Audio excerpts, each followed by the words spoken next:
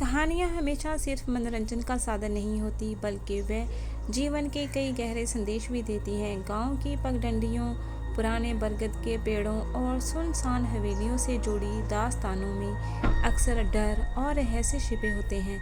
ऐसी ही एक कहानी है चुड़ैल चाची की, जो डरावनी भी है और सीख देने वाली भी। उत्तर भारत के एक छोटे से गांव में अन्वी नाम की एक प्यारी और नटखट बच्ची रहती थी। वह 5 साल की थी और उसकी खिलखिलाहट पूरे गांव को रोशन कर देती थी। उसके माता पिता किसान थे, जो सुबह से शाम तक खेतों में काम करते।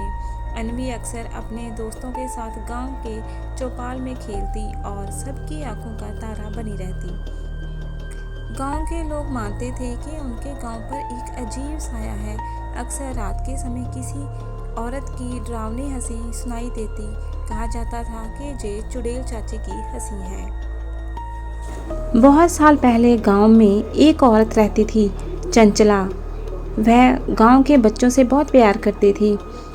सब उसे चाची कहकर बुलाते थे। लेकिन एक दिन गांव में किसी बात को लेकर बड़ा झगड़ा हुआ और लोगों ने चंचला पर झूठा आरोप लगाया कि वह तंत्र मंत्र करती है।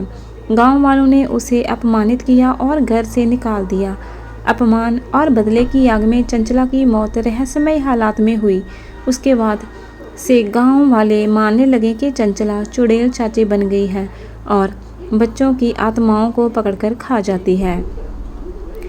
एक दिन दोपहर में जब अन्वी अकेले खेल रही थी, अचानक उसे लगा कि कोई उसे देख रहा है।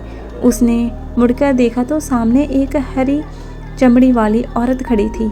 बिखरे बाल, लाल चमकती आंखें और कान फाड़ देने वाली हंसी। वह थी चुड़ैल चाची। चुड़ैल चाची ने अपने लंबी हाथों से अन्वी को पकड़ लिया और गांव के बाहर पीपल के पेड़ के नीचे खींच कर ले गई। वहां उसने आग जलाई, एक बड़ा कड़ाहा रखा और उसमें तेल डालकर गर्म करने लगी। अन्वी चिल्लाई, माँ बचाओ, पापा। लेकिन आसपास कोई नहीं था। तेल खोलने लगा, लपटें ऊपर उठ रही थी। चुड़ैल चाची ने एक रस्सी से अन्वी को बांधा और पेड़ की डाल से लटकाकर कड़ाही के ऊपर जलाने लगी। अन्वी की आंखों से आंसू बह रहे थे। उसका मासूम चेहरा डर से सफ़ेद हो गया था। चुड़ैल चाची हंसते हुए बोली, आज मेरी दावत होगी। गांव की सबसे प्यारी बच्ची मेरी कड़ाही में तलेगी। जब चुड़ैल चाची अपनी योजना पूरी करने वाली थी, तभी अचानक तेज हवा होने लगी।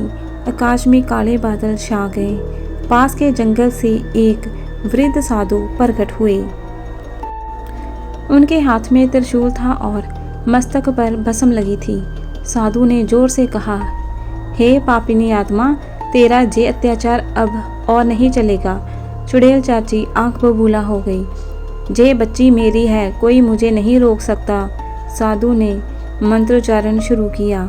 साधु ने अपने त्रिशूल से एक चमकती हुई रेखा बनाई। वह रेखा कड़ाही के चारों ओर फैल गई। चुड़ैल चाची उस रेखा को पार नहीं कर पा रही थी। गुस्से में उसने जोर से चीख मारी, तुम मुझे रोक नहीं सकते। मैं इस गांव की चाची हूँ, हर बच्चा मेरा है। साधु ने शांत स्वर में कहा, तू चाची थी, पर अब तू शापित आत्मा है। अगर तुझे मोक्ष चाहिए तो निर्दोष बच्चों को छोड़ना होगा। इस संघर्ष के बीच अन्वी रोते रोते बोली, चाची, मैंने आपका क्या बिगाड़ा है? मैं तो आपको चाची ही मानती हूँ। अगर आप सच में चाची हो तो बच्चों की रक्षा कीजिए, उन्हें मत सताइए। ये सुनकर चुड़ैल चाची कुछ देर के लिए चुप हो गई। उसकी आंखों से में पहली बार आंसू आ गए। चुड़ैल चाची की आत्मा को अचानक अपने पुराने दिन याद आ गए, जब गांव के बच्चे उसे चाची कहकर बुलाते थे, जब वह सबको प्यार से खिलाती थी। उसे एहसास हुआ कि वह बदले की आग में कितने निर्दोष आत्माओं को दुखी कर रही है। उसने साधु की ओर देखा और बोली, क्या मुझे सच में मोक्ष मिल सकता है? साधु ने उत्तर दिया, हाँ, अगर तू अपने पापों का पश्चाताप करे और बच्चों को आशीर्वाद देकर मुक्त कर दे।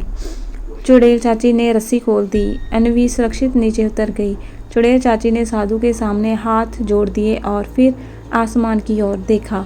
धीरे धीरे उसका हरा चेहरा सामान्य हो गया, उसके बिखरे बाल संवर गए और उसका शरीर प्रकाश में बदलकर आकाश में विलीन हो गया।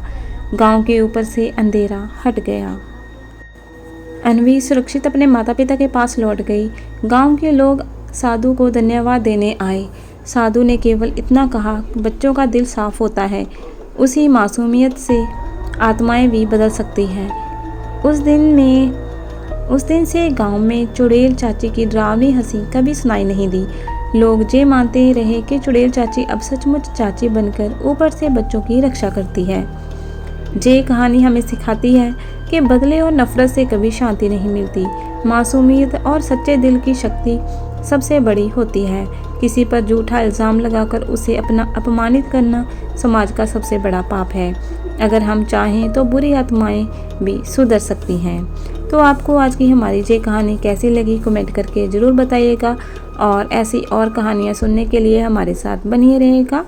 धन्यवाद।